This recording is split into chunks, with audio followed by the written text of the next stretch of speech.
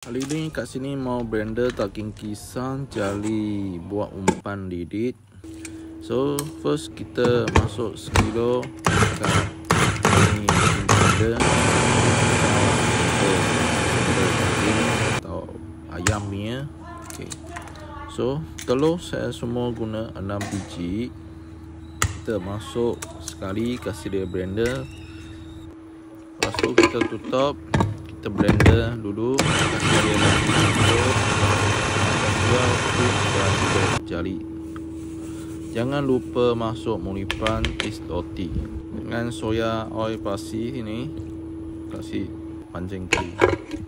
Okey, blender sekali lagi. Kita dekat macam gel, kita tuang keluar tong. Lepas tu kita masuk minyak masak. Saya sini minyak masak saya guna 180 ml.